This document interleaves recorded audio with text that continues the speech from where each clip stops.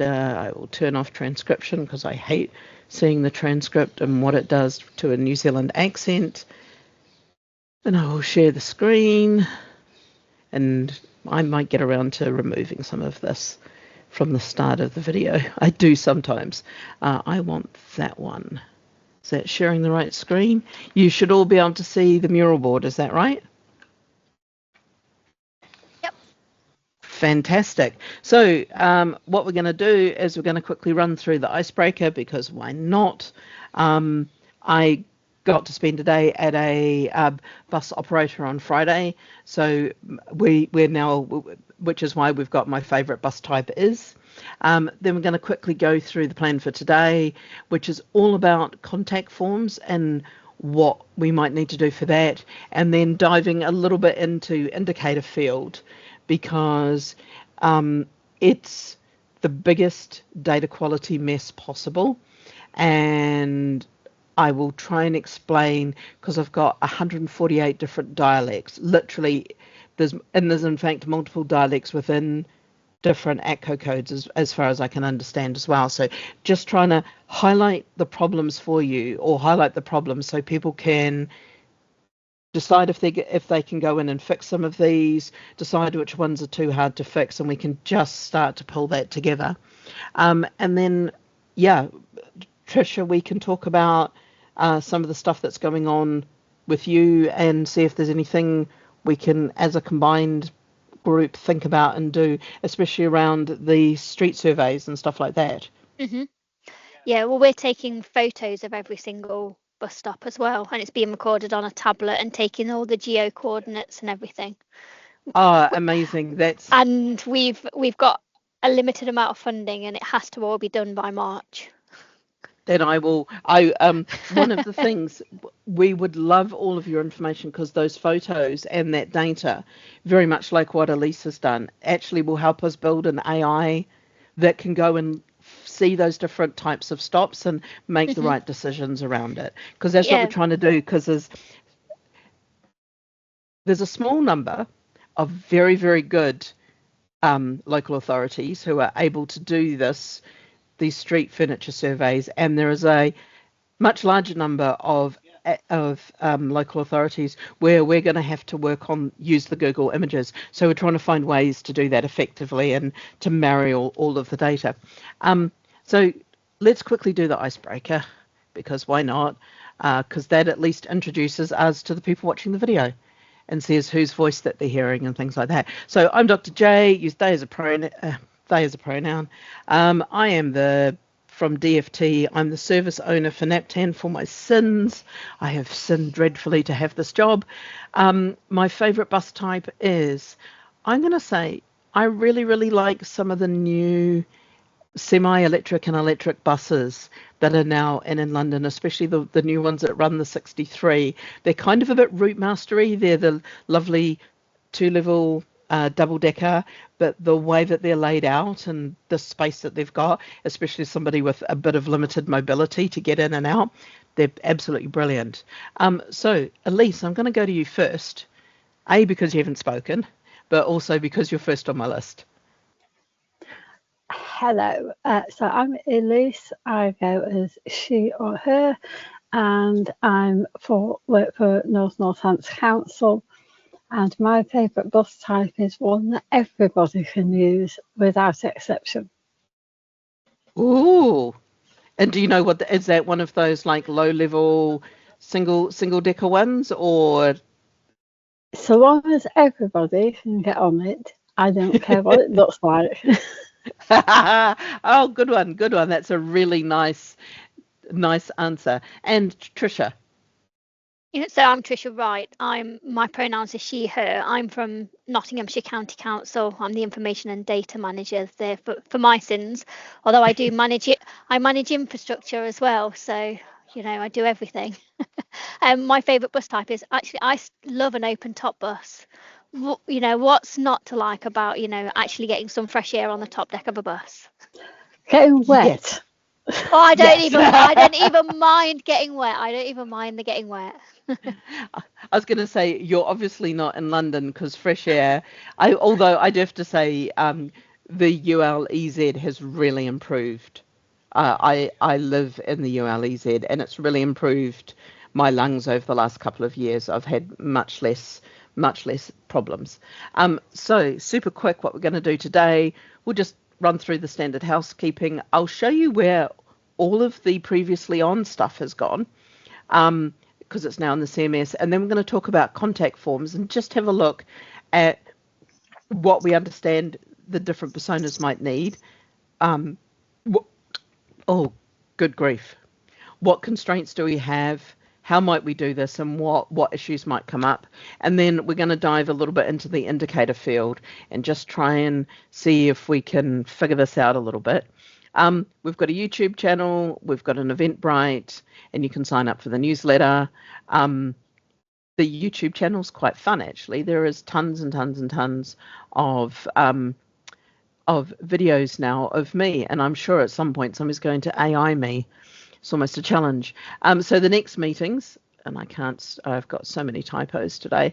The next meetings are in September, where we're going to go through naming conventions, because one of the things that, like Trisha's, you were talking about, the bus operators wanting to change the names of stops.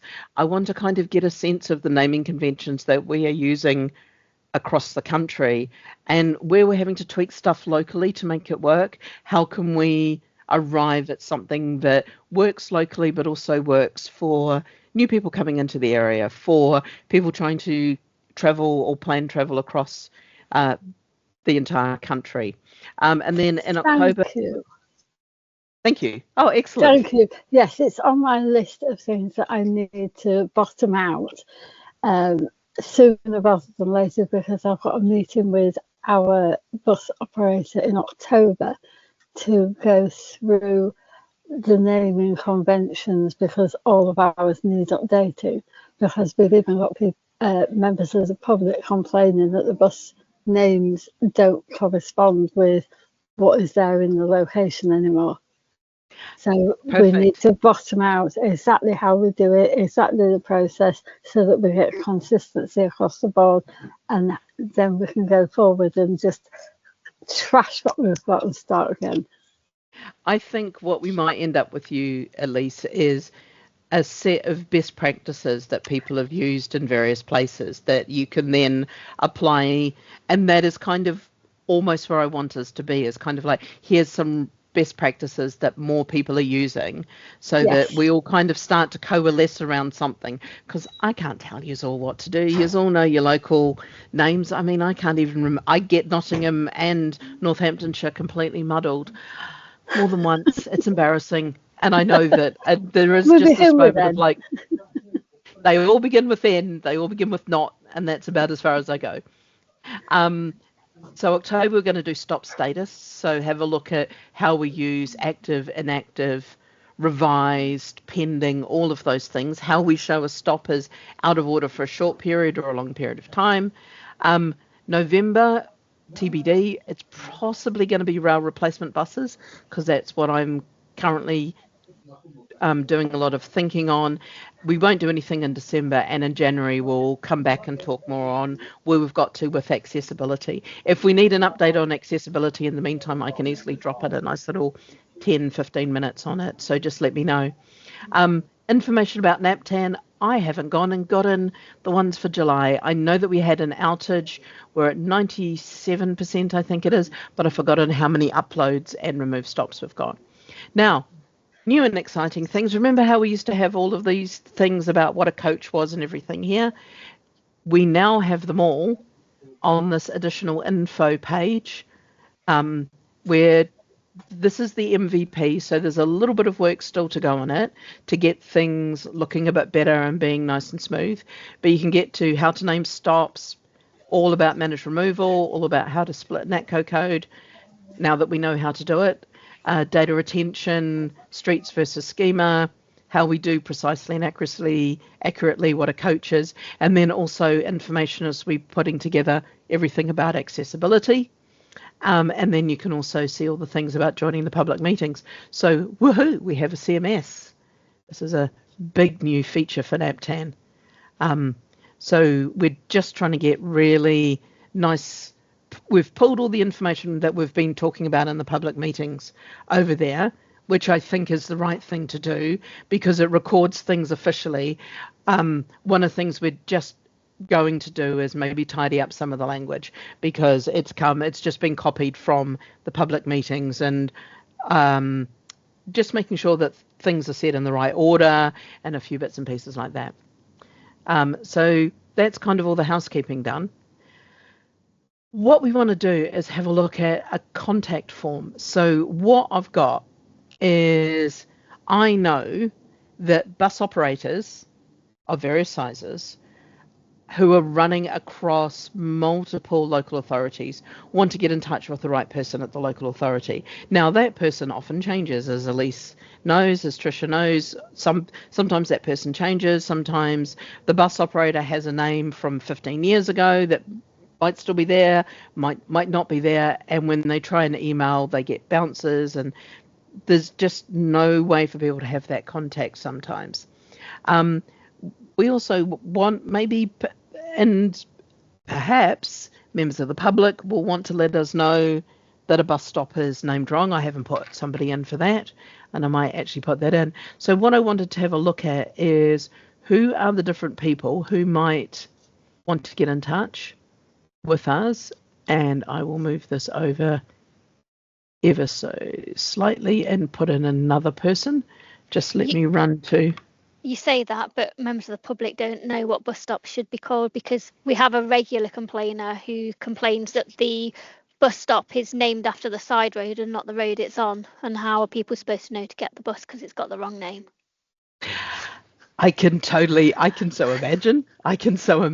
Let me just I'm just going to grab a Brenda. I'm just going to grab one of our passengers. Brenda wants to travel. Here we are. I will put Brenda in here. So that we've got a member of the public. How do we give? And I realize that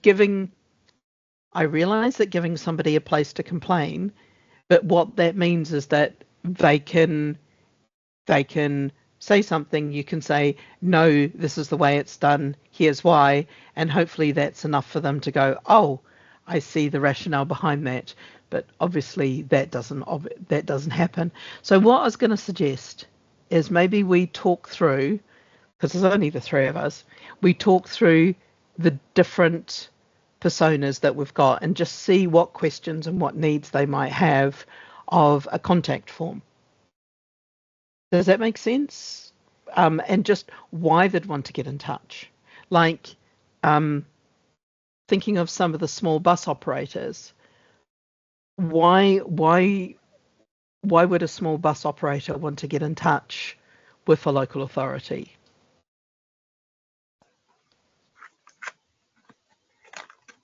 Is this somebody who's already running a service or looking to run a service? Either. Would there be a difference in their questions? If they're already running a service, probably not, because they tend to just use what's there.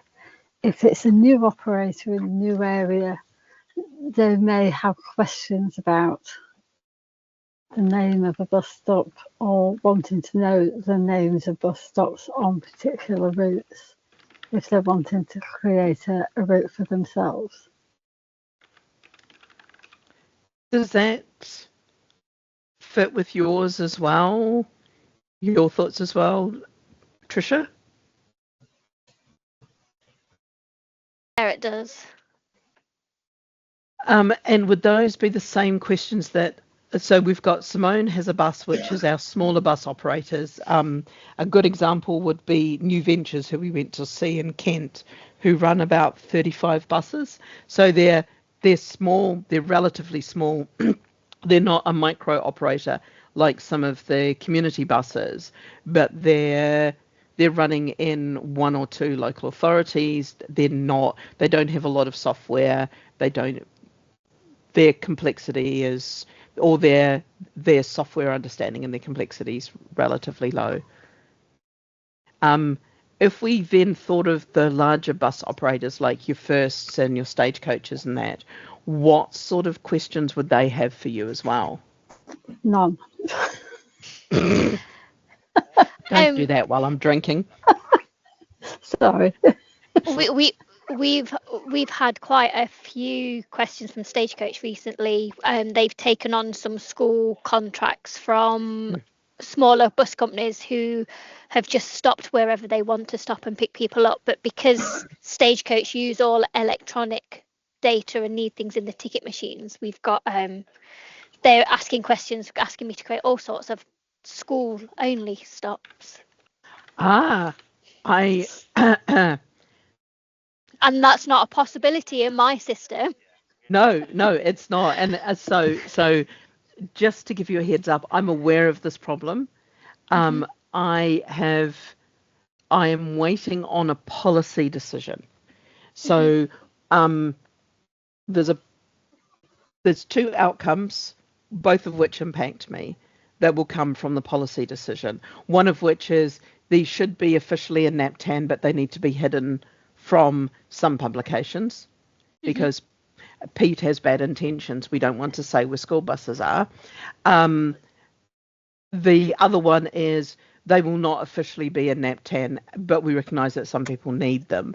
And I have a solution for that as well. So I've come up with a solution to both outcomes. I'm just waiting to find the policy outcome, and then we can act.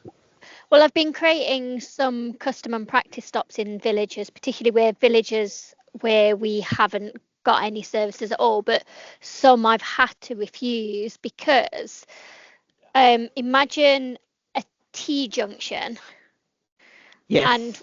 And we are on the main road and we are going to turn left down the T-junction, but the actual bus stops are after the turning. So the normal service buses are after the turning, but the school bus turns just before it gets to the service buses. But it's a timing point for a school bus timetable. So I can't create the NAPTAN stops before the T-junction, because then the normal service bus that runs past will stop 50 meters. It'll think wants to stop in both places, basically. So I've gone, no, sorry, I can't create your NAPTAN stop because you turn around the corner. So I've created it round the corner actually in the end. But yeah. It has become a bit of a problem when you've got the timing point is the War Memorial in the village, but the War Memorial is after the War Memorial stops are after the turning that the bus makes. It's been fun. It sounds like fun, and it is. I think it's also an example of the sorts of ones where people will raise points, and because it's a timing point, it's one of their timing points and BODs and everything. It's one of those ones of it's one of the stops that needs to be slightly more, and I'm just gonna say this, slightly more accurately mapped than the non-timing points. The non-timing points you can get away with a few meters slippage, and a 50-meter slippage is problematic, but not so bad. No, but if it's a timing point, that's a problem. So the timing point is Main Street War Memorial, but I've had to put it round the corner because for NAPTAN I can't have the two stops so close together. Another example for a larger bus company is at the end of this month, we have a new housing development opened up and they need new bus stops around that new housing development. That's a good one. I've forgotten about that. So it's a creation of new bus stops. So needs new bus stops for operating into a new housing development. Done loads of those recently. So here's a question, because let's take this a little bit sideways. When you do those new housing developments, some when I talked about this, and this will come up a little bit more on stop statuses, is people started off using custom and hail and ride to figure out exactly where the bus stops should be based on where people wanted to stop. Or are you having to put in the physical bus stop and hope that that's kind of where people want to hop on a bus? Well, we've got Or are two. you playing it both? So both we ways? well, both ways. So two scenarios. One, housing development went in years ago. The operators decided we want to go round there. We've created custom and practice stops where they've asked for. The one that's coming up, it's quite a large housing development, and part of the planning condition, because we're quite good at that, is saying that you must provide a bus route.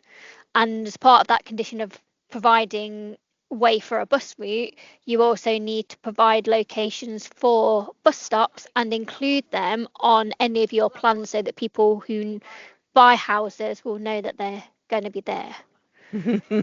Correct. So you don't. I don't think that's specific to your area, Trish. I think that's specific for housing developments. Now they have to provide for public transport. So fortunately and unfortunately, housing developments are now creating bus stops.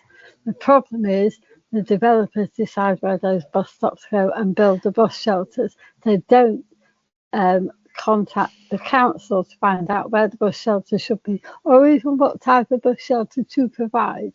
Yeah, but whereas ours do, because it's part of a planning condition to contact the local authority transport team to get it sorted. So that's brilliant. Because ours were all done whilst we were splitting up, we didn't have that capability. Yeah, we've worked with our district partners to have that included, that it must be because when it comes to like electronic real-time displays, developers think they can just stick them up and they'll work. Well, if your supplier hasn't got the right access to Siri feeds, they're not going to work. Exactly. But sorry, just loving that. I will put it up and it will magically work, and it's like how? No, it's like magic technology. Yeah. Why do we have to buy one from you when we can just buy it here from Joe Blogs, who just makes a telly from somewhere? So yeah. So yeah. Cool. What I was going to say something. Oh yes. So obviously, if the developer has put in the bus stops, you get around the below. My thing is, a bus stop needs to be as close as possible to my house, but outside my house is too close, which is the constant trying to move the bus stop by outside of neighbours, etc., etc. When you've bought a house with the bus stop listed as being outside, you can't then turn around and say, I didn't realise this, which I think is possibly getting around some of that planning fun. It doesn't help when developments have been 10, 20 years in the line, and this is only a new thing we've started adding. So one of the 4 new bus stops that have gone in last week, somebody's lived in that house for 6 years and never knew a bus service was coming. We don't want the bus service, we don't want the bus stop, I don't like it outside my house. And because it's unadopted highway, it still belongs to the developer. We're like, take it up with them. They're the ones that they're the ones that have built the raised curbs. They're the ones that have built the hard standing. They sold you the house knowing that the bus stop was going to be there. Take it up with them. I don't envy you those planning meetings. They don't sound that much fun. They're not. So we've got those kind of small and large bus operators. If we move on to the people who do your travel planning apps, your route planning apps, your journey planners, is there any reason for them to get in contact with you about a bus stop, where a bus stop's located, what it's called, etc.? Do you ever have any contact with them, or is it only the bus operators who come screaming about the bus stops? It's only been the bus operators mainly. We Nottingham City Transport use Passenger, and they've come to us in the past when they've spotted things don't look like them, they've got the wrong bearing or don't look quite right for websites that they've built for the operators. Hey BB, thank you for joining. You've both met BB, haven't you, who's the product owner for Naptan? Yeah. everyone. Sorry I'm a bit late. I had a meeting clash, but very happy to be here. Fantastic. We are just going through the contact form. What might we need for a contact form, or what do we need? So we're just looking at the different personas and talking through when they might want to get in contact with us, what kind of questions they've got, and things like that. So that we've got Simone is either all pretty chill, or if it's a new area, there'll be a lot of questions because they're often just having to do things from an understanding. When we've got your larger bus operators, it's things like when they've taken on a school contract, we got onto school stops. We know we're still waiting on a policy decision, but I've got answers for both ways it could go. And also when you need new bus stops for new housing developments, how that kind of planning goes. And then we just talked quickly about travel planning apps. There's a little bit of bus stops might have the wrong bearing, so be listed as being going east when in fact they're going west. Little things like that, which often means either the travel planner is picking up things from the wrong side of the road, or for some reason we've got things mapped back to front, which can also happen because while we're all really good on the data, sometimes we're just having to imagine what the ground is like or use Google Maps to look at it. So Elise, is there anything for the travel planners in your area? I know yours are relatively new relationships. No, they haven't come forward with anything at the moment. They just upload everything that we send them. Excellent. Then in terms of, so John, who does it all, this is essentially our default person for doing the NAPTAN process for a local transport authority. And Elise, I've put you down as the example there because I know that there's a team that you're working with, but you're the person who's doing all of the NAPTAN work. Correct. Oh, just bear with me. I might need to answer this call. Hey, Dr. J speaking. Hello, Dr. J speaking.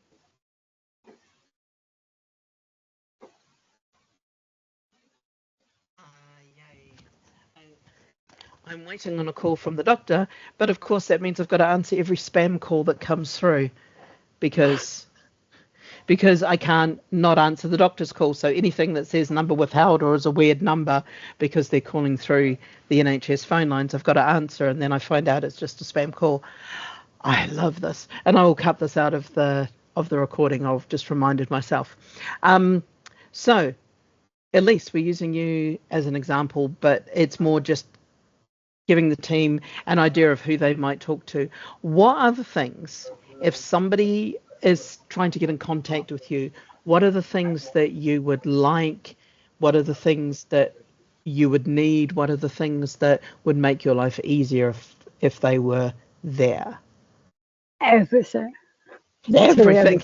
So I need to know the street it's on, the nearest, the direction of travel that the bus is taking, and I need to know what the nearest street is to that bus stop, i.e. the side roads. I need to know its geographical location, which includes the OS mapping data and or what 3 words. I need to know what infrastructure is actually there, i.e. the type of stop it is, whether it's just a flag and pole, whether there's a shelter there, what type of shelter is it a fully enclosed one, is it just one that has a roof on it, does it have sides, all that sort of stuff for accessibility. Does it have a display screen? Does it give me any real-time information there? Is it hard standing or is it on a grass bridge? Does it have a raised curb or not? All that level of information. So if somebody said, and I'm just trying to pull this together, if somebody needed to tell you that somehow you've got 2 bus stops on the wrong way round on their bearings or something. Would Yeah. you need all of this information to make that change, or is this all of the information that would allow you to find the bus stop a bit more easier? It would enable me to be able to find the bus stops that they were referring to, because then I can go either physically go to the location or have a look at it on Google Maps and identify exactly which one it is, which ones they're referring to, Right. because I'll have an accurate description as to where they are and what they look like. Cool. So if they gave you a picture, that would be even easier. Absolutely. As well as having the geographical location. Yeah. Picture plus, and I'm going to say postcode, although I realise in your area postcodes may be less useful than in London. Correct. Plus L or what, 3 words? Yeah. Trisha, is that much the same for you? We use Eastings and Northings rather than Latlongs. We use them all, so we can't use what 3 words actually to create anything on our database. So we can't use it in the database in the in OmniFlag, but it does enable us to narrow it down, because people are more familiar with what 3 words rather than longitude or latitude. Yeah. I'd often ask for a landmark as well if there's a landmark nearby. I don't tend to, because people don't generally like outside the library. Rather than yes. If it was somebody internally and they were making change and they'd made some changes or relocated it, we work as a team. We talk in ATCO code, so we between ourselves, if they need to tell me any changes, they'll give me the ATCO code and the details of the change, and then I'll work it back from that way.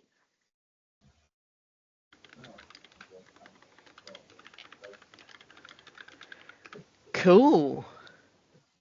That's really useful. That's got me thinking a lot about what that should be. BODs should just take what's in NAPTAN, or what the bus operator. No, BODs should take what the bus operators give them and what's in NAPTAN, and hopefully those two things intersect beautifully. And we know that's not true, but we hope that both of those things intersect beautifully. So I think one of the things is occasionally BODs needs to check. The things that I've had is to check that the bus operator, what the bus operator's given and what the local authority's given don't match, and just try and understand why. The other thing, particularly with some of the smaller operators, is that if there isn't a stop in NAPTAN and they've not got their own TransExchange software, they're using the DFT supplied tools, they aren't actually coming to the local authority and asking for a formal stop to be made, and BODs aren't checking up on that either. Okay, so I know there are some timetables in there using non-NAPTAN stops that are actually on BODs and have been live on BODs for over a year. Right. Point these people to DFT tools, these people to LTA. That's really good to know, because we should be able to find those between us and BODs and bring them to you, because it's really easy to know who to bring things to. But this is part of the problem, is BODs don't know you, and this brings us up to a little constraint that's going to come up in a moment. I'll leave that as a bit of a mystery. In terms of us, so I've got it to Elise, I'm just going to put you on mute for a moment because there's a bit of background noise coming through. Thank you so much. So we've got 2 members of the NAPTAN team. We've got Andrew, who supports users. So this is our kind of first level triage support. And then we've got me, because I'm the next level who gets to make bigger and harder decisions. So one of the things that we often get is, who do we talk to, or who should we talk to about this local authority? Because we can both go and look who's uploading to this local authority. What other things do you think that we should be on top of here? What questions should we be bringing to you, or what should we be doing if there's a contact form? So here's a question. If I had I'll frame it slightly differently. If I had a contact form where I could see that a request was made to Elise and I've seen no changes on that stop and it's been 6 months, should I ping Elise and just check up what's going on? Should I leave it alone? What should my involvement be? If you've got a form that's asking for something to be done in my area, I would hope that it would be sent through to me straight away, so that I could then action it. If nothing's happened after 6 months, physically come round and shoot me, because if it doesn't happen within a week, then there's something seriously wrong. So sometimes the changes that are asked for aren't something that we can do. So I use the example of a stop that was moved due to an accident, and so they've moved the stop because of traffic safety, but the bus operator keeps asking for it to be moved back to the old unsafe area because they're unaware of all of the history of that. How would you communicate that, or how would we record that as like we're not going to take any action or something? I would hope, is there some way of giving feedback once the contact form has been sent over to us? That will be the obvious thing. Mm-hmm. Because I would need to go and have the conversations with the bus operators to get a consensus around what it is that we wanted to do with the bus stop, and then make it happen. So I would expect a response to come back to you about what our plans were and timescales for getting that request actioned. So able to see request. Does that fit your thinking as well, Tricia? Yeah, it does. Yeah. Cool. I'm going to just then mine and BB's.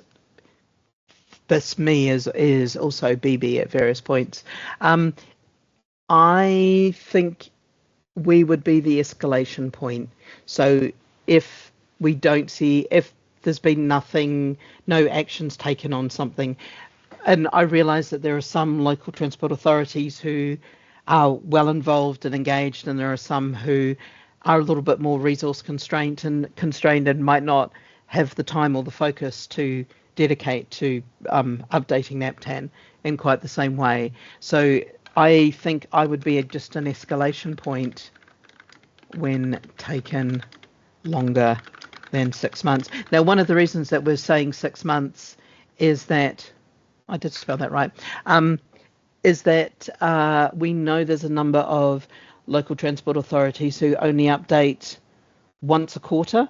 So it's giving people two chances to put the update through their systems if they need to make any changes and respond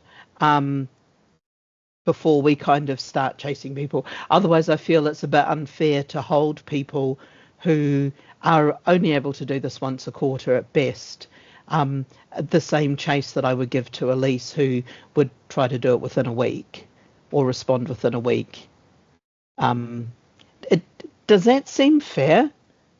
Am I thinking in the right vein, or do you think I should be a lot more forceful? No, I think that's fair, because there should at least be some acknowledgement of the receipt of the reform within a week, I would hope. You may not actually complete the request in that time, because if it's If it's the relocation of a stop, then whilst in nap time, that is a 30-second job. To actually physically relocate the stop, that's different. That will take time to do because you've got to get it risk assessed and all that sort of stuff before you can physically put the infrastructure in the right location. But you should easily get a response within a week, acknowledging the fact that that request has come through, and then hopefully be able to put forward an approximate timescale as to when you will be looking to action and close out that request. And then as it gets closer to that time, you would then expect to get an update as to whether it's being completed, going to be completed, or whether there's been a delay for whatever reason. I don't think that's unreasonable. I think that's fair enough. That's one of the reasons I have a plan, which I'll talk about. I'm going to talk about lightly. It's a no promises plan. We've still got to run it past all the way up the tree and back down again to make sure that this is the right plan that I'm suggesting. So I'll suggest it here, but it's more this is what I'm going to suggest upwards. There is no this will actually happen. It's got to be approved by quite a few people. The last one is passengers. I've used Brenda, and Brenda might want to tell you this stop was marked as accessible, but the hard surface is so broken it's now not passable in my wheelchair or something like that. That's more the information that I think they would want to give about a bus shelter. Does that feel right, or would it be? Sometimes what do members of the public want to tell you about bus shelters is essentially my question. They want to tell us if something's damaged or broken or missing. So, if it also depends on the local authority, because we've actually marked every single bus stop with a physical pole flag and timetable case. There's nothing on street lighting columns or telegraph poles or anything. So every single bus stop has at least a physical pole flag and timetable case. So yeah, in our shelters we do have a little poster that tells them where to report it if they want to report it as well. Do you use Fix My Street, or do you have your own system, Tricia? We have our own system because we own and as a local authority, we own and maintain all of our infrastructure, so we don't rely on districts or the operators. So I know every local authority is different at how they manage it. We many years ago decided that we were going to take on full responsibility because we had quite a lot of wooden shelters out there in disrepair, and we wanted to make sure that we were making sure that everything was still safe on the highway and that something wasn't just suddenly going to collapse on a passenger. Because things do happen.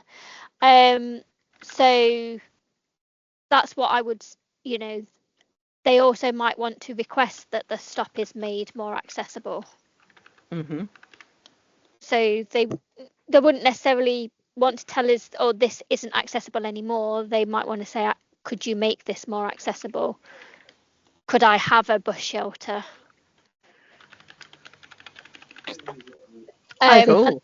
And the best way to report that is, giving us 3 words, or for Nottinghamshire, the plate code is a shortened version of our ATCO code, and that plate code is put on every single bus stop flag.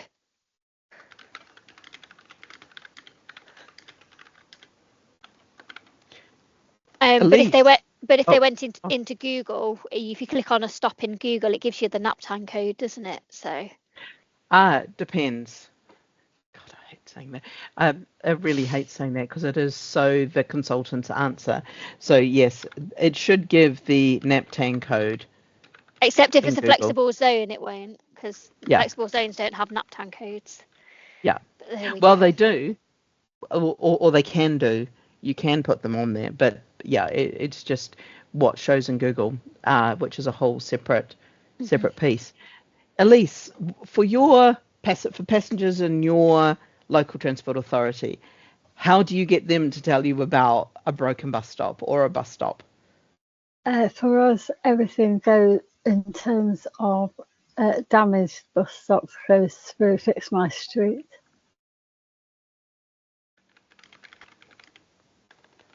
Fix My Street. Yeah. If it's anything other than that, then we get general inquiries coming through into our inbox, or they raise it with their MP. Inquiries.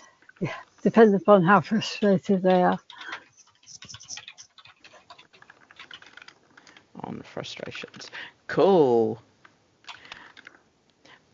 So the constraints that I have around doing this. So what I want is a form that I can see records of, that I can send to the right person in a local transport authority, being the person who uploads the NAPTAN data.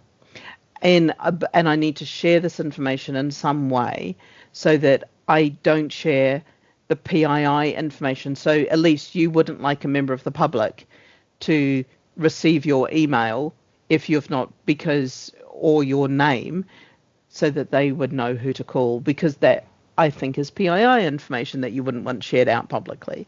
So we could share out certain amounts of information on there. So our email address is public. Our bus and rail inbox is a public domain inbox, so I don't mind, and everything should go into that one rather than my own personal work email. So I would expect everything to go into that inbox and be sent out from that inbox, in which case that can be shared. That's not a problem. And I don't see why the member of the public shouldn't see that email address when an update is being given, because it's only fair that the member of the public knows that something's happening with that. So that's very different to when an update is given, is very different to that first contact, because one of the suggestions over the years, just take that back, one of the suggestions over the years has been, why don't we just give out the contact details of the person who's updating the NAPTAN information? And this often is not the group mailbox, it's often the particular person who's doing the NAPTAN update. So that's part of what I'm just trying to check and make sure that my instinct not to share Elise's email address to somebody who is yet to contact, who is saying, I want to fix a bus stop, tell me who to contact, is the right instinct, and it should be a group email or be sent to you in a way that allows you to then respond via the group email. Does that make sense? Yes, that makes sense. Yep. Is that... We use a shared inbox, and the other person other than me who updates NAPTAN monitors it every day. So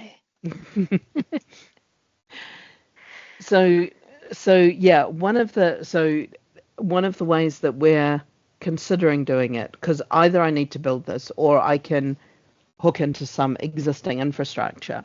So I'm thinking of hooking into Fix My Street. Even if people aren't on Fix My Street, it means that we can give them a list of contacts, or they can use the contacts that they have for all the local authorities to take this form and to send that form onto a group mailbox or a part of the local authority that will then send it through to either your group mailbox or to yourselves. So it might be a 1 or 2 jump if it goes that way, but that's one of the options. The other option is for us to build something very similar to Fix My Street that is available to members of the public and bus operators and other people, to say, if you tell us the bus stop you're concerned about, tell us the postcode, and then from that we work out who we should send it through to. The reason that part of the reasons that I'm trying to think about some of this is you'll have some permeable boundaries in a couple of places. There's a couple of roads where one side of the street belongs to one local transport authority and the other side of the street belongs to another. There's a couple of places, for example, in Denham, where there's Buckinghamshire and Transport for London have bus stops in the same street. So it's who would we send it to? So there's a lot of kind of the edge cases are the things that are going to kill this. Because if we send it to the wrong person, there needs to be the ability to track it and send it to the right person. So there's lots of intricate detail at various points, but I wanted to see if the larger idea of like, here's a pretty web form, fill it out, tell us as much as you can about the bus stop, and we'll send it off to the right person. It is kind of the way to go, however we organise it. I think it is right, but I would say that you better, personally, I think we're better off using something that is already in existence rather than building a brand new system that we then expect the members of the public to get on board with. People are starting to get their head around the fact that they can do a lot of this stuff already with Fix My Street. And I think we should stick with that one because it does the majority of that already. Tricia, I know you would have a slightly dissenting opinion because you don't use Fix My Street. If we did put it into something like Fix My Street so we could see it nationally and we fired it through to you, would that be too much? Or is that because one of the other reasons, and this is just me talking it through, for going for something like Fix My Street is we can get all the data consumers, everyone who does something that surfaces information to passengers to say, hey, if you need to report something about this bus stop, here's a link, and it just takes them to Fix My Street with the bus stop. And they can say, I'm at this bus stop and here is my problem. Wouldn't necessarily have an issue with that. There would just be a slightly different process as to how we'd work, but you know, at the end of the day, as long as people tell us what's going on, I don't really mind. Okay, cool. I will. This is one of those things of I'm trying to find the edges and the pieces so that I can help everyone make the right decision, because we need to make a decision that's going to work in 2050 and not just work tomorrow. So that's also one of the things I want to document up, why we're going in this direction and whichever direction we go in, and make it make sense for everybody, which is what I'm trying to do. The last one is, what issues might happen if we did something like this? What are the red flags that you would have with something like this? Duplication. So more than one person reports the same thing? That, if it's a big problem, that's inevitable, and I don't have a problem with that. What I was thinking is potential for the piece of work to actually duplicate a process that's already in existence.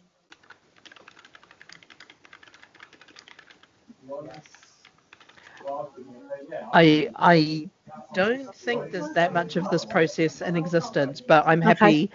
But it's worth following it up. Oh yeah, no, absolutely. It's much more. I'm not 100% sure some of this already exists. Yeah. Tricia, do you have any red flags? Do you have any red flags that you've seen already in your system? Other than, you know, demands of people and what they want versus what they can actually get.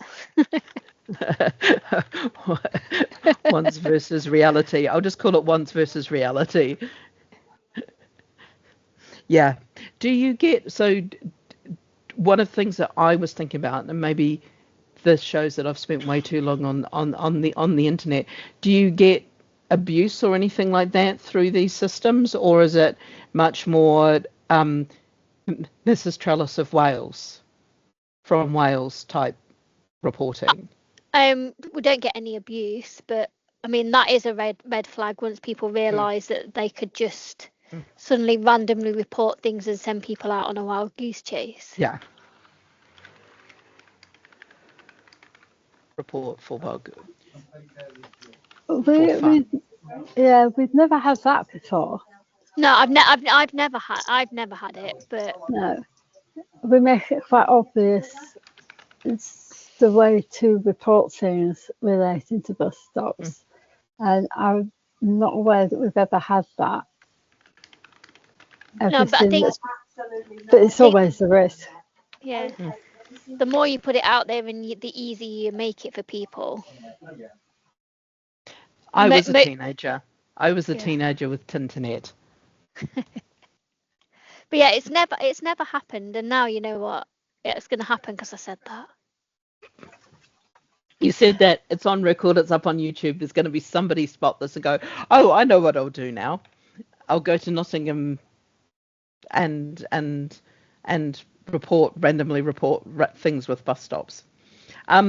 Thank you for that. I think that's been really useful and is going to help me and BB figure out what we need to do next and kind of flag this up and figure out a proper process there. I have a thought of doing a proof of concept for a bit of time, but to make that work, it's got to be national, which makes it a very difficult proof of concept to do, because you can't just proof of concept this in one local authority, because it's got to be a little bit wider, which is fun.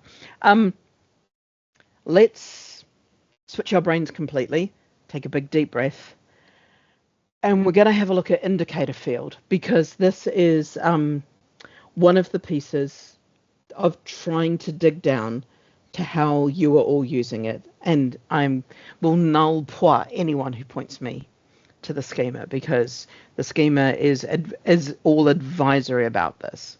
So what I did is, we know that there are too many options in the indicator field. There's over 10,000. There should be less than 100 or so, we believe. But we're getting 10,000 or more options in the indicator field. So I've taken a couple of ATCO area codes and I've done some analysis, and Trisha, I'll do yours in real time in a moment.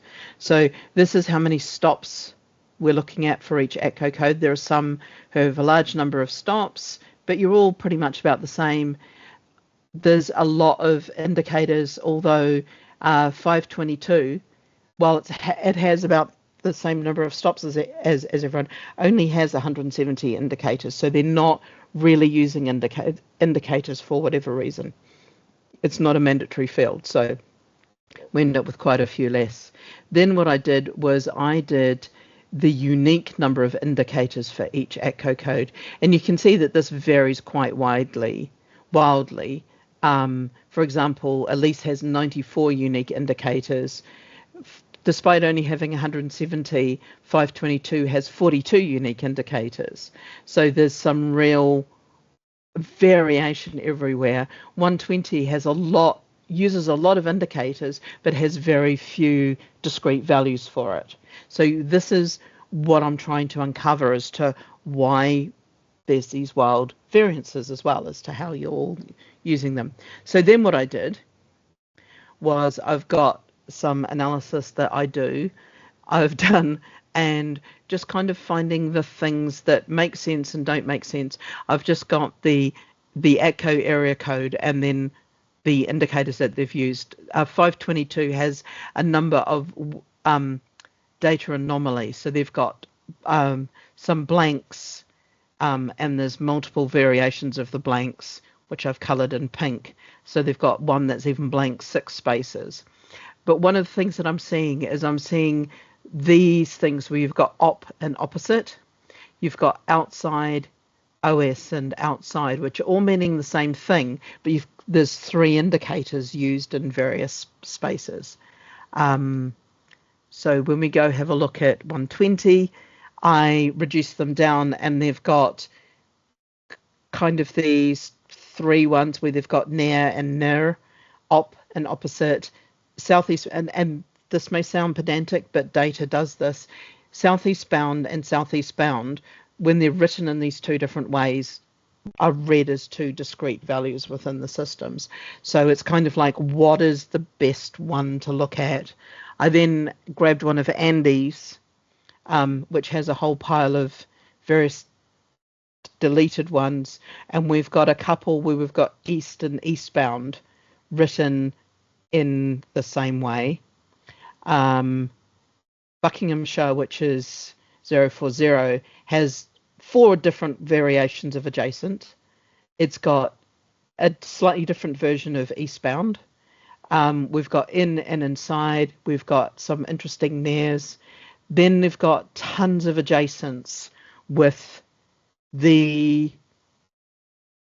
either the landmark or the crossing street written there, which are these ones here. And then there's a whole pile of being adjacent or outside specific street numbers. And then, so that's, and as you can see, the outsides go on for quite some time. I wanted to get your thoughts on what makes sense to fix and what makes sense not to fix. What are things that should be there, and what are things that you're like, oh, yeah, I can go and fix those up so that they all say the same. I use the same language. What's your thoughts on it? The easiest fixes are the adjacents and opposites. I think there should be a standard for. I use ADJ all in lowercase on all of mine. Now, when you do it in real time, if I have any odd ones, that would be a surprise to me. Let me just go and do this in real time. So what I'll do is I will take that and indicator. I'm just going to pop them indicators for pivot table. Just let me do a quick to the bottom, paste that in, then I'll take out the ATCO code, delete that row, and then I just need to pull this row down. Yeah, and it brings up 330. Excellent. Sorry, and I now just need to do a quick float to the bottom. Quite a lot of my deleted stops are inherited stops, which are probably just easier to go in and fix, or they might be stuff that I need to archive. Yeah. And then I clear them out. Yeah. So I can already see quite a few of them where they've got really long names. Look, they'll probably be historic stops that have never changed in the data, and they haven't been live for a long time. And are those ones that you want to do put through manage remove, or are those ones that you're just like? They'll probably be put through manage remove. Are you on Trapeze? Yes. We're still waiting for Trapeze to come back with the fix so that you can manage remove all of your stuff. Sorry, Trapeze. Yeah. I'm not calling you out as I look down the camera. It is one of those things that we are waiting on. Wow, there's a lot of stops. Yeah, so a lot of those inactive ones that with the long names, they'll all be mainly managed removals. But yeah, we've got 4,000 of or nearly 5,000 of them, I think. The ones that you're not going to be able to fix are the ones where we're outside house numbers, because there's nothing else to call the stop, and that's why we've gone for that option, because you're on Nottingham Road. Nottingham Road's massive. There's no side streets. You just need to be outside something, which is interesting, because I'm like, we've covered so many different eventualities within the data set, but we haven't covered, are we outside a house, and how do we do that in a way that makes this indicator field nicely usable and repeatable. Wow. Hmm. Sorry, I'm just going to have to sit here and scroll. There is a sneaky way of doing it, but I can never remember the key press. And because I'm recording, I don't want to have to do the whole, it'll take me 6 different variations of the key press to do it. So I'm just going to have to sit and scroll to get So to the Yeah, bottom. you've got Rushcliffe to get through yet. RU are the last ones after Newark, so you're all right. Okay, So- I will just sit here and talk. So the quickest way to do it is in the corner of the cell, there's a little square blob. If you double click that, it'll populate everything that goes. This is using Sheets, and Sheets has a fun. It normally does it from the top, and I can do it from the top. But when you have to add them at the bottom, my one, because I'm on a Mac, using a slightly different keyboard, it just doesn't like some of the presses. And I've tried to do that fill down, and unfortunately, I know that this is the way to do it. Because one of the other ones is you've got lots of entrances, and so that tells me, Tricia, you're very good, and you do a lot of your. I can see some capitals. You do a lot of your entrances. Yes. Yes, for your rail stations And tram. and trams. Yeah. Yeah, And bus stations.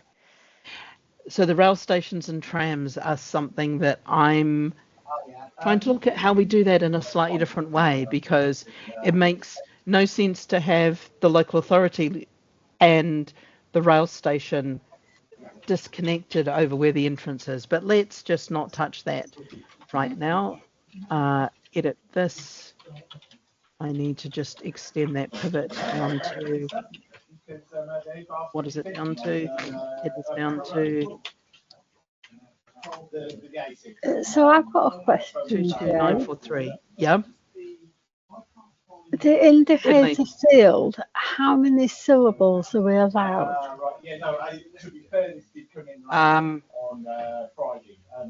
Just bear with me. I've managed to do something really bizarre here. Sorry, I've managed to mess up my pivot table. Aha, because I've just got the bottom there.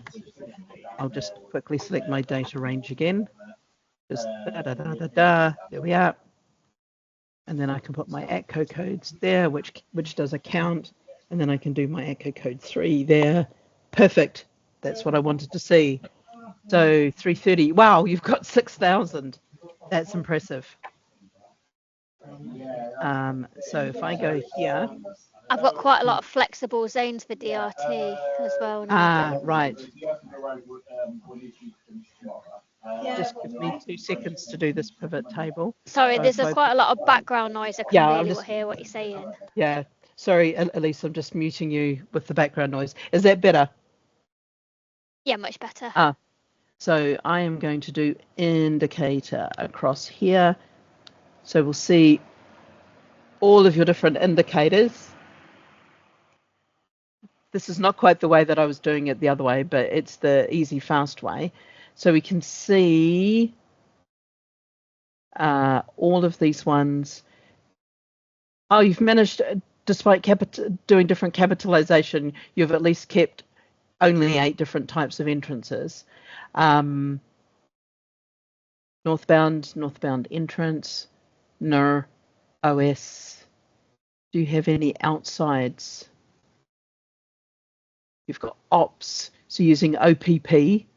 Yeah, that'll be where... and you've got an opposite. You've got one opposite. Oh, I've got one opposite. I'll check. We'll have to find and anything that's got opposite and then the street, that they'll all be managed removes.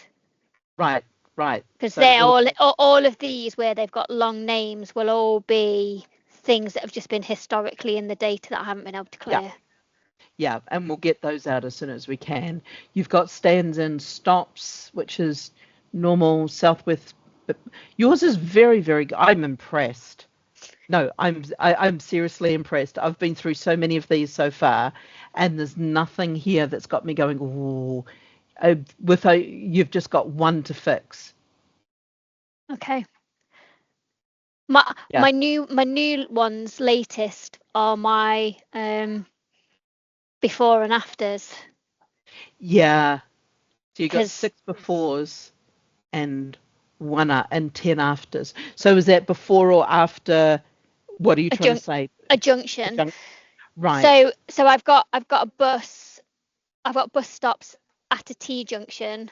They're on corners of farm track roads or wherever they are. I don't want to call them Nottingham Road because Nottingham Road is 10 miles long. Hmm. But they are on Nottingham Road close to Mansfield Road, because Mansfield Road is a T junction. So my stop is either just before on Nottingham Road, just before Mansfield Road, or on Nottingham Road, just after Mansfield Road as you've come off the junction. Right. I'm just going to draw this and just make sure that I've understood it. Just bear with me. I'm just having to quickly grab some stickies. So this is Nottingham Road. Yep. Nottingham Road. And this one was Oh, Mansfield well, Road. Is that right? no, it's the other way around. But yeah, so Mansfield Road is the one at the top. Let's go with that. Yeah. So that's Mansfield Road. Mansfield Road. And this is Nottingham Road. And if I just grab, I'm just going to quickly do an icon and grab a bus. So if we have a bus, they're running along the road in this direction. Is that right? Well, they're coming up from the north and south. Let's go with, yeah. So, Just let me turn. oh, yeah. I mean, your road could have, if your road was the other way or ran through, but yeah. So, Oh, sorry. Welcome to Jay's. Okay. yeah, maybe you've got a crossroads. That's another. Yeah. My friends tease me and that I called everything a T junction. And they said, how do you mean? I said, well, there's capital T junctions and lowercase T junctions. And my friends just freaked up because I'd called everything a T junction, not realizing that there's a T junction and a crossroads. And Yeah, I just called them both T junctions. Yeah, and well, I mainly tend to do it on the T junctions because they're easier, but Okay. yeah. So we've got the bus coming up, if I can turn the bus somehow. So we've got the Yep. bus coming up Nottingham Road towards a T junction. It's Of not Mansfield. a crossroads with Yep, Mansfield Road. Yep. And there's no identifiable landmarks on that stretch of road, just there where my bus stop is because it's very close to it. And I would like, and so on the stop heading north, I would call that before Mansfield Road. Right. And the stop heading south, I would call that after Mansfield Road, so that when you put it all together, it would say, you know, my locality, the street is Nottingham Road, and then it'd be after Mansfield Road. Okay, so let me just get this right. So the first one here. Yep, that would be called after Mansfield Road. And this and the other side would be before Mansfield Road. Yeah. Aha. Because there's no real indicator. This is very much like driving through parts of the Waikato, and the dairy flats down there, where there's incredibly long roads, and there's there'll be a number of T junctions that are kilometres apart, or at least a kilometre or more apart, and there's absolutely nothing but farmland and cows, and trying to figure out where you are is it's like, which road have you crossed? And that's how people know where they are. It's like, if you get to this intersection, you've gone too far, go round the intersection and come back about half a mile and you'll find the right place that you're trying to go to. Right, I've got you now. So it's kind of that kind of territory. Yeah, but I have used it in urban environments before, because some of my bus operators would rather that the stops were called after a nearest road junction than it would after the house numbers that are outside. So they don't want me to call everything the name of the road because there's no other side street or landmark, because in theory this is technically classed as the side street in an urban environment. You come up to the end, you've come up to the end of the road and you're turning onto the road or off from the road. So some of our operators do want the common name to be its nearest side road. It just happens to not be a side road, it's the end of the road. Yeah, so the bus stop is Mansfield Road, and it's the stop is before Mansfield Road or after Mansfield Road. Yeah, so yeah, it's not Nottingham Road outside this house, because it's meaningless to somebody if Nottingham. I mean, we've got a road in Worksop called Long Lane, so when you get to the end of Long Lane and it turns out it's the bus turns out onto Doncaster Road, do I say that it's Long Lane outside this house number, or do I say it's Long Lane with just before its junction with Doncaster Road? Yeah, no, that makes a ton of sense. There's also a Long Lane here. It's actually not that long. It's less than a mile. It's about 500 meters. It's a very short Long Lane because historically it was long, but in non-historic times it's now quite short. No, so that makes sense of the before and after and how you're using it rather than the house number, which I like this more than the house numbers, because house numbers are notoriously difficult to read in this country. People seem to hide their house numbers. I don't know how posties cope. Yeah. I just think it's more meaningful if the junction, if you are at a junction and you want to call it after that, but because you can't say, in this instance, you can't say it's adjacent or opposite. No, because it's not adjacent or opposite. It's not. Before and after. So this makes complete sense of the before and the after, because adjacent is next to and opposite is on the other side of the road. You could use your north and south bounds, but then that's reliant on the people knowing, well, which way's north. Yes, which is also not that easy to do. No, which is why I've chosen the before and after scenario. My favourite one is under, because I'm under the M1 bridge. Is that why you have it under?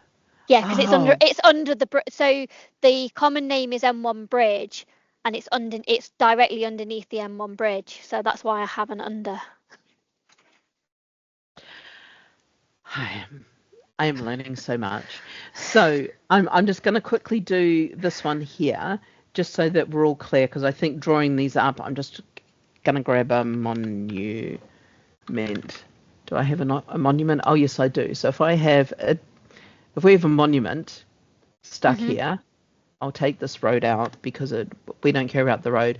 So we would have, and this is just making sure that we're using the same words to describe the same situation. If I duplicate these and bring them down, so this side is adjacent and this side is opposite. Yeah. Does that make sense to everybody? Now we've got, what was the other one that so when we're talking outside, it's different to opposite. So outside is using, I'll just borrow all of this. Outside is using a house. So I use it if the bus stop is directly outside a building rather than being adjacent as well. So if it's directly in front of the library and not to the side of the library or directly in front of the church, I will always use outside. Because again, a lot of people don't understand adjacent as a language. Yeah. So outside, and I'll just put, and I'll just call this church. Now, what do you call this one? Is this outside church? Is this opposite church? Is opposite. This just opposite? It's just opposite. Yeah, but I wouldn't say outside church. I'd still say outside, but my common name is church. Yeah. And I'll just put one here to go church stop.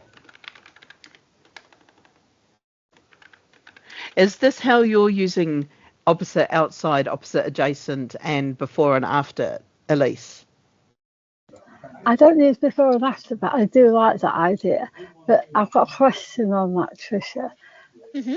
It's really that makes absolute sense at a T-junction, but how do you deal with it when it's a crossroads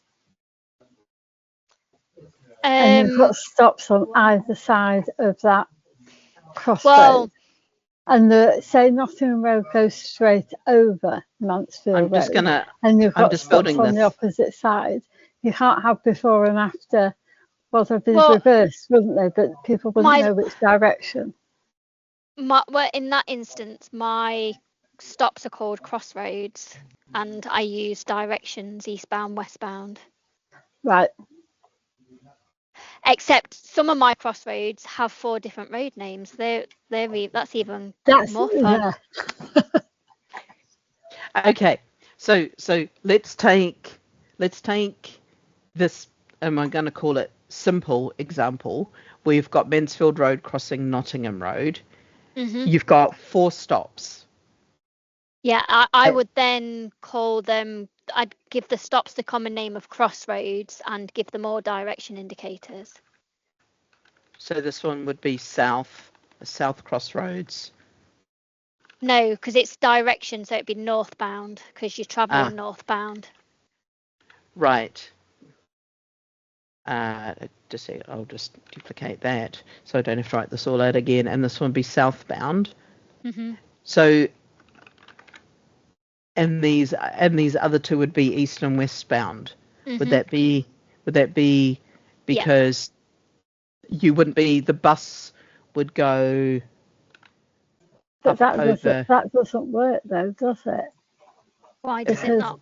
Well, that assumes that the bus turns on the crossroads and goes like that rather than continuing straight on. What if it goes straight on? That's what I'm asking. What do you mean if it's going straight on? So if you've got bus stops on either side of the crossroad, but it's going straight on, so you've got your northbound crossroad. Oh, yeah. And then the one over. Yeah, that one doesn't work. No, that's what I'm asking. How do you deal with that? I haven't got any like that I think of.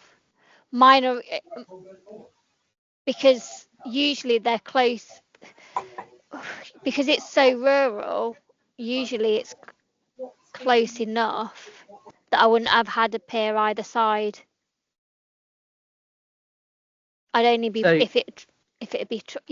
I'd only do it if it travels.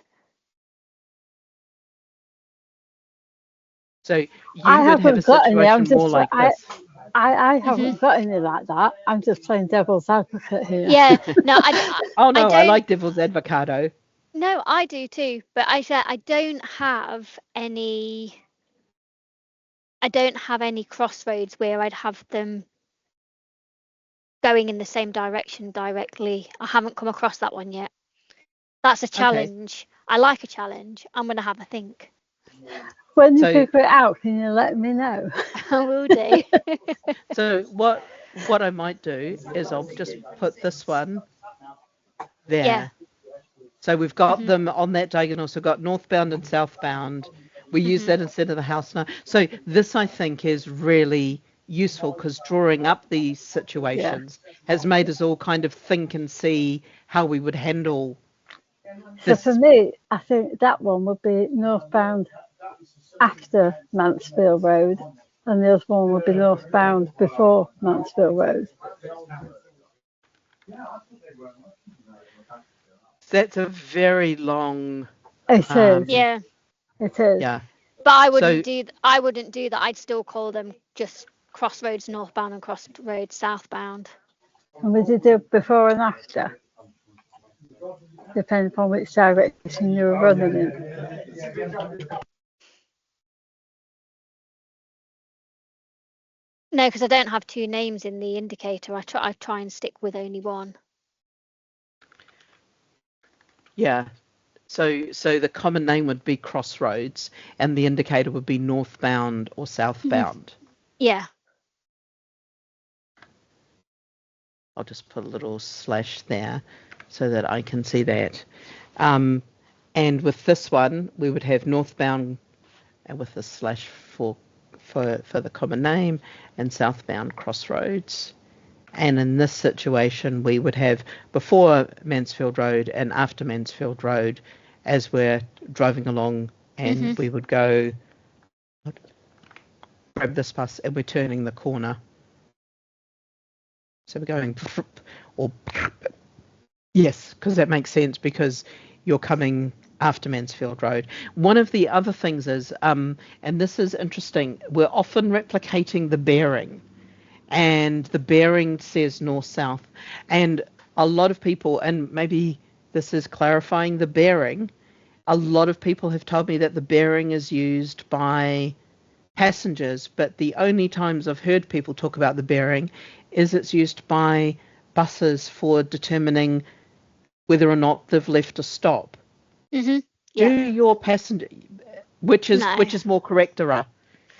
It's more used for the operators and the app developers to know which side of the road the bus stop is actually on and the direction of travel and when a bus has left the stop. I don't think any customers would use the bearing.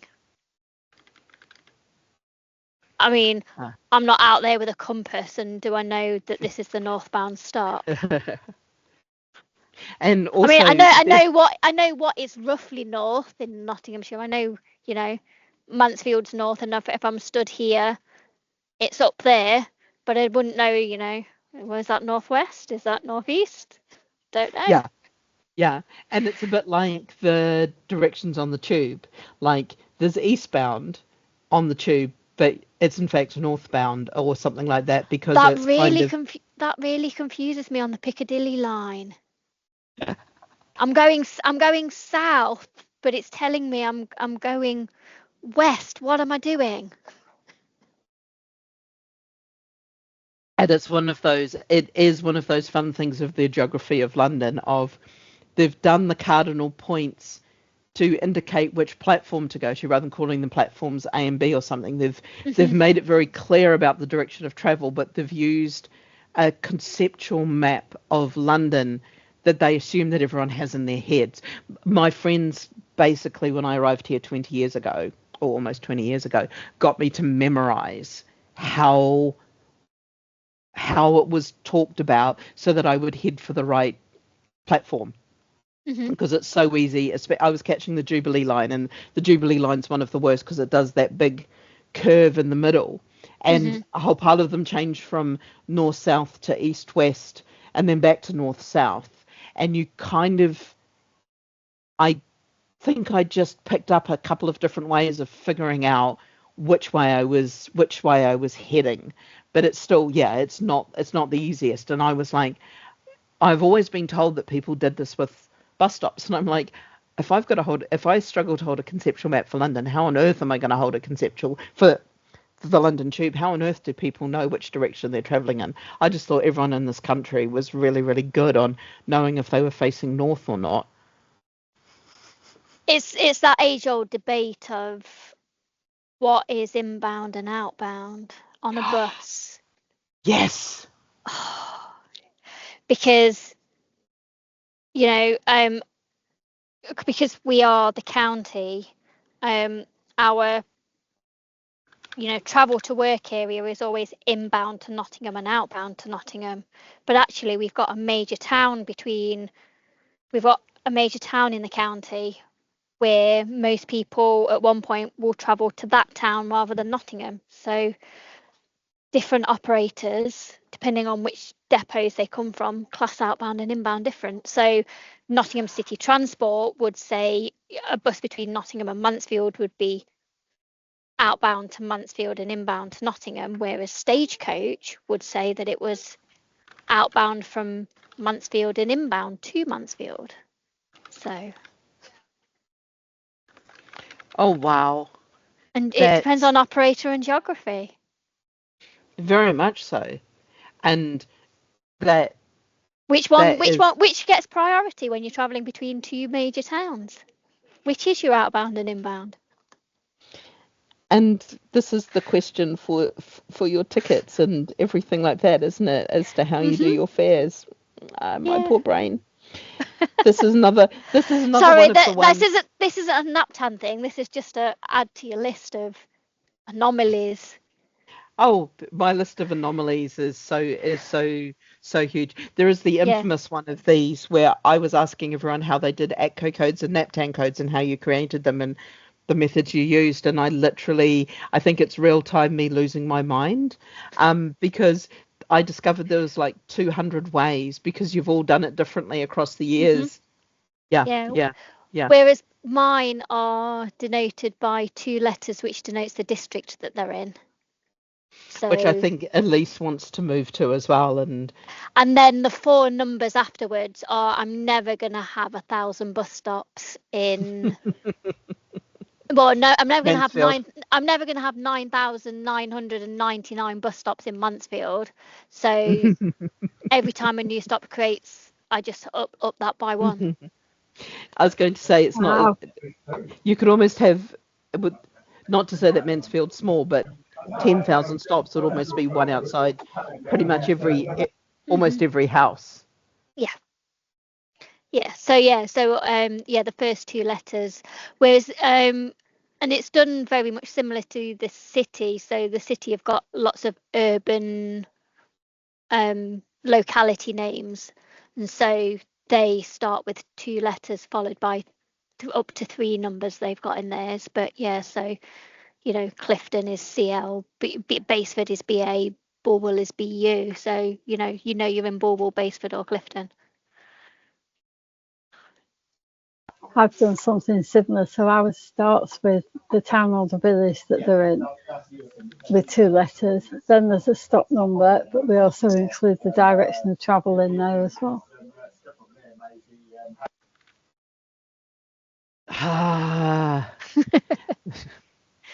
This is where this is when you're told you keep the first 4 digits and then you can do whatever you want with the rest.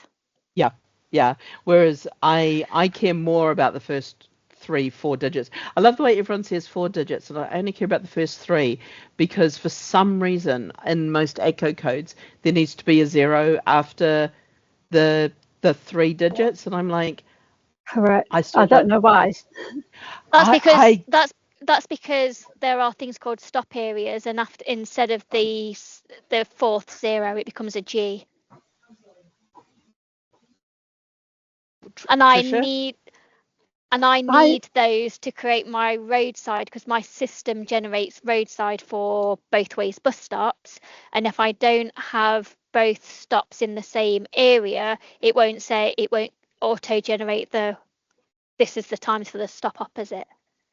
Right. So when we do all these little before afters and that, they've all got to be linked with a stop area. So even these ones, which would be a little bit distant from each other, they've got to be in the stop areas. Yeah. I only tend to do my stop areas when I've got busy town centres and there's a lot of interchanging that can happen, or if I've got a pole on one side of the road and nothing on the other, but I need my roadside to come out for both sides. Yeah, bus stops in theory, if you've got one, you should have 2 for one for either side of the road, and they need to be paired, and that's where your G comes in. Yeah. Perfect. I love that you both know the schema off by heart, but I'm not going to apply you because it was actually really, really useful. Oh, I didn't say that. I didn't use the word schema though. The schema says do this. I said this is what I do. I totally agree with you there, Tricia. I love that. I love your running screaming from the 0. Yeah, I mean from the nil point. I mean, I do give myself nil point with some of our small operators who think they're big operators. I am quoting Naptan naming schema back to them, because they'll ask me to do something and I'll say no, and they'll go, well, this local authority does it, and I said, this is what the schema says. I'm not the other local authority. I'm sticking by these rules. Go away. Very, very well done. Now, we were going to talk about something at the start. Did we get onto it? What we were going to talk about, Tricia? We were chatting about it. we were chatting about the accessibility and our recording Yes. of asset data. Yes. What I've done is I've created a very, very basic Excel template with all of my questions I want to ask. I've not listed all of the types, but we have a software supplier that has a piece of software that means our maintenance contractors who know the area can go out with a tablet or an iPad and record it directly all on there and take the geo positions. So I sent them my list of asks and they're currently working out how long per stop it's going to take. Would you be so kind as to share that with us? And then what we can do is we can do some of the planning of, once you've got some data, how we would ingest it. Because what we do is we take your information and have a look at how it aligns with what we've got. Yeah. The one thing that we need is either the ATCO code or the NAPTAG code. Yeah, and that just allows us to tag everything. Yeah, everything will be recorded by ATCO code. And we're currently working with Trapeze so that they're putting a proposal together so that they can ingest the information into their asset database, so that I don't have to manually do it myself. So yeah. So if they can ingest it in, then I'm hoping that they can create it in such a format that we could export amenities directly out. Perfect. We can also just take your Excel spreadsheet. That's one of the things that we're set up. We will just take an Excel spreadsheet. So what this does, this form does is, and this is, if I talk you through what we're doing, you can then see kind of why we can take Excel spreadsheet. So we can fill out this form. Then when we go to responses, we can open it up in sheets. Oh, I'll just go and create one. I will just go and put one in. Just bear with me here. Send. I just want the link. Do not collect. I'll just copy the link and paste it in, and then I can quickly, rather than be editing it, I can put in an ATCO code. Surface, I'll say it's permanent. There's some tactile. Yes, I can choose which tactile paving, hazard paving, controlled crossing, no, so I don't need to put in a controlled crossing. Yes, there's a curb cut and it's got lozenge paving. I'm just randomly choosing things here.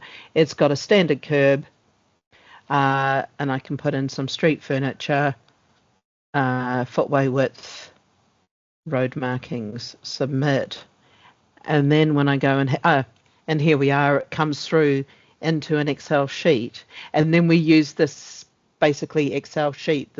We take this in and ingest this into our data set and do a bit of normalization, a little bit of transfer. You can see this is all separated values, and we use some scripts to go and pull all of the information into separate fields. And then from that, we infer the accessibility based on the street furniture that we've got. So at the moment, we've got a very minimal inference for Brenda. So we say that Brenda could use the stop, who's in a wheelchair. Brenda in a wheelchair could use the stop if it's got a medium or high curb and a hard standing. We also wanted to include footway width, but that's a little bit of a tricksy one, because what to me is wide, to somebody might be narrow, to somebody might be this, but we use hard standing and curb, and we can say, yes, you can use the stop, no, you can't use the stop. And we can use that inference to drive it. Does that make sense? And now you can see it in almost real time.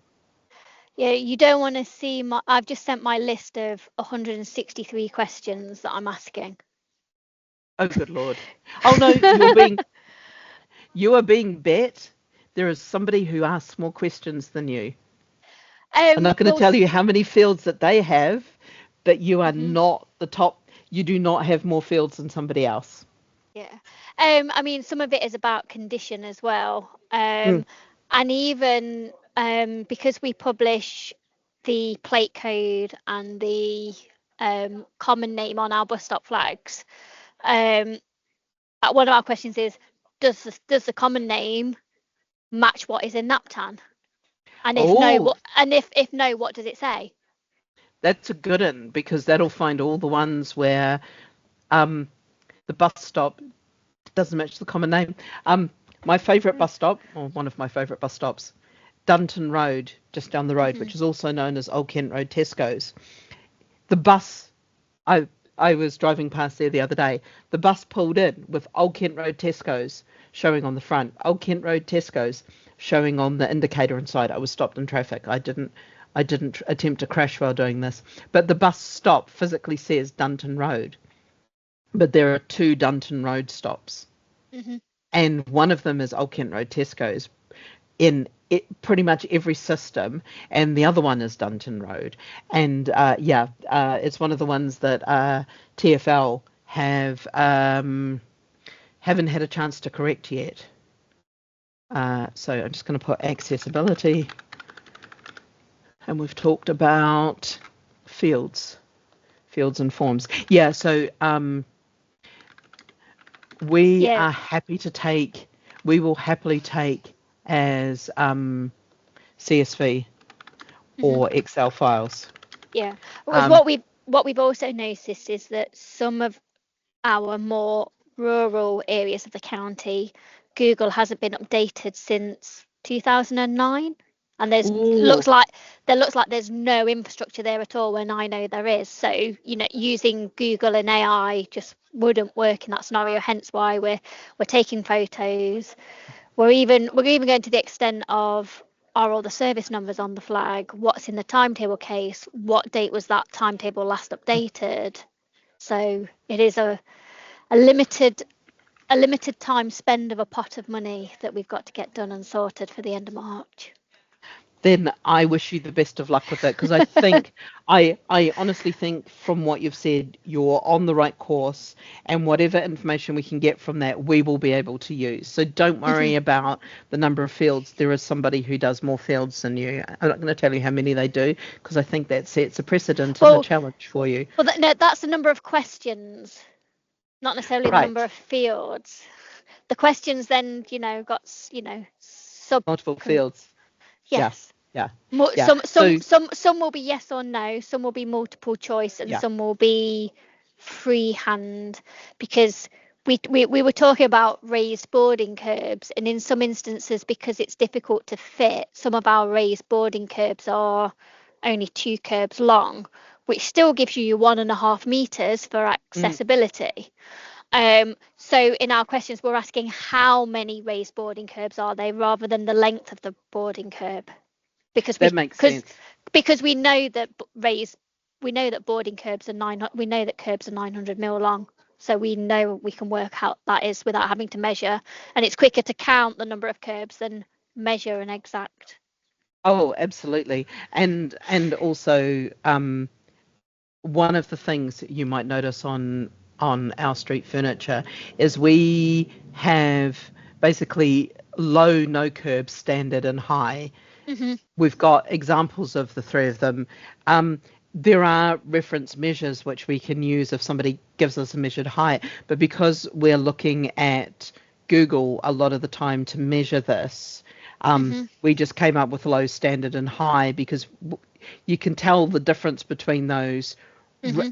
There's some that might be borderline, but for the most part, it's quite clear which way round they go. Yeah, because Um, we've moved to 160 mil high curbs after lots of complaints from operators with the modern buses. So we've got a lot of 180s out there, but now the new ones are 160. and is that because the high curbs were too high? Yes, they were too high, and the buses were scraping as they were pulling up and damaging the buses. Yeah. Whereas the standard curb's 125, isn't it? Yep. God, the fact that I know that, and anything, I have become the person who knows all the different curb shapes as well, because we went through that at one point, and we were looking as to whether or not we needed to note down the curb shape, but we didn't, which is good.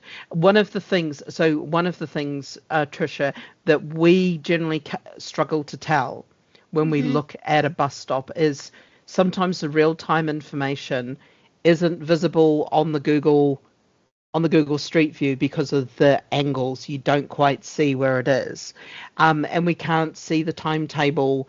We can see the case, but we can't see the detail of the timetable. So those things are really useful and extra information that we just can't do as part of NOD. It'd be easy to identify our real time because there is only how many there's less than 20 inside bus shelters. We had an approach that every real-time display is on a separate pole and is double-sided outside of the bus shelter, because the bus shelter only fits a limited amount of people in there. And if you've got to stand and try and look at it, or try and nudge people out the way to see when your bus is coming, then people don't like you. Yeah. I'm just going to have a look. Oh, good Lord. Would it be Greenwood Ave Infield would be you? No. No. No. Not every single bus stop has a real time, but if you looked at, what have we got there? Let's have a look. I'll grab a Nottingham Road. That one will do. Oh, Nottingham Road, Derby. No, because that's in Derby, not in. Oh. Put Nottingham Road Ravenshead. Put that in. Ravenshead. There we go. There we are. Yeah. And then where are we? That's outside. That one won't do. But the Portland College, that one should do, because that's depends on when that's been updated. Okay, let me drop my. Because that's actually a college for students with special needs. So there's a lot of Down syndrome students there, and they can't read analog timetables very well. So a digital real time was important to them, and you can see there. Look, so it also means that if they're coming out of college, they're not looking behind them to see if the bus is coming, because they can see it on the display because it's bright enough that you can see it. Display. Yes. No, those are really cool, because that's also one of the. So that college is one of the personas that we also want to include, because we want that timetable cognitive.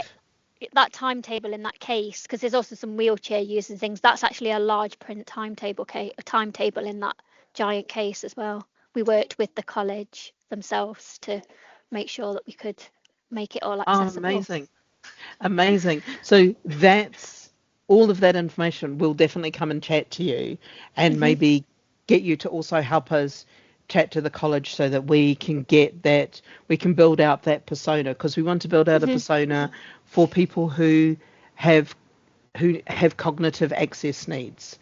So we've got who need a bus stop to look in a particular way.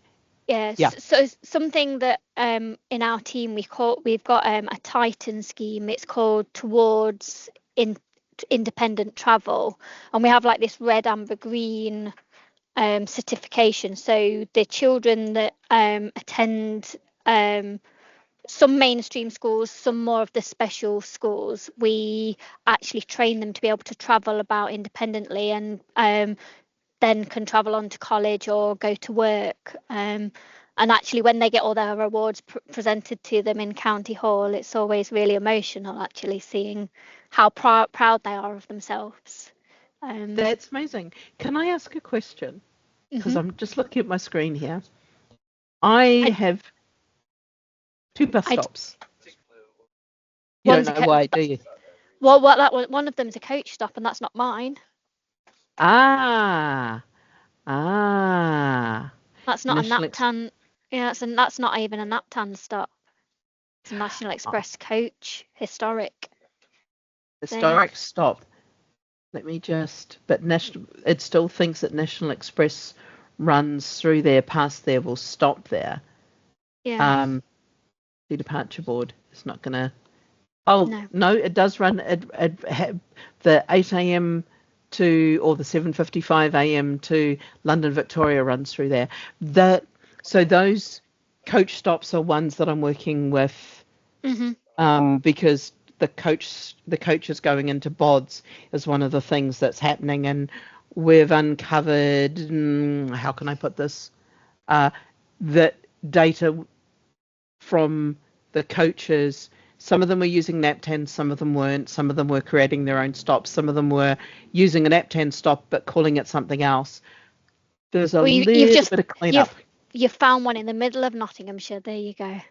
I'm so pleased that I found one, and it's good that I've just done that. I'm pleased that I asked those couple of questions, because it just made me go, okay, I think I know where this is. This has been brilliant. Thank you so much. That's no problem. We've got like a minute left, and I'm sorry I hijacked it with accessibility and recording of data. You did not hijack it. I gave you space and you used it. That's even better.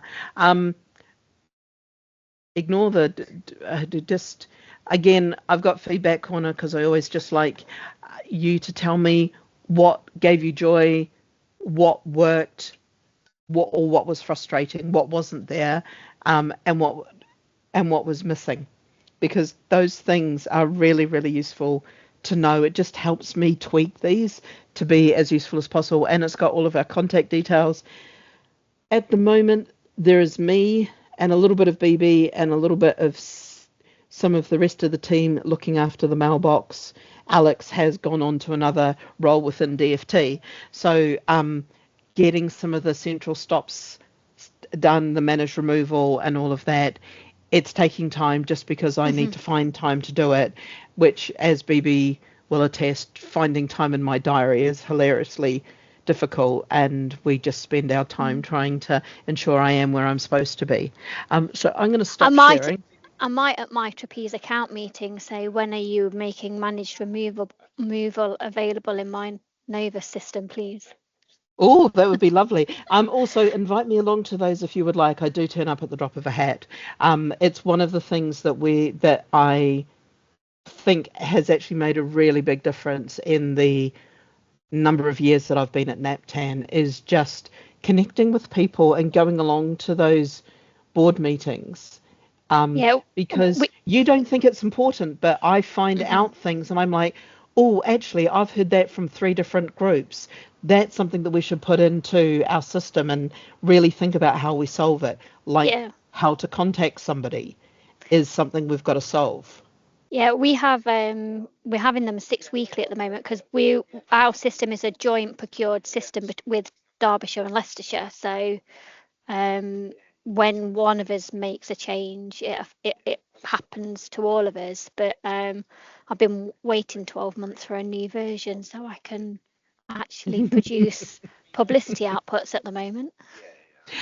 Invite me along. I will sit and listen. I can also give people who haven't had the opportunity to come along, I'm happy to do very, very quick run through what we're doing with accessibility and managed removal and things like that, so people understand what's there. I can do any of those in about 15 minutes now. I've got it really fast.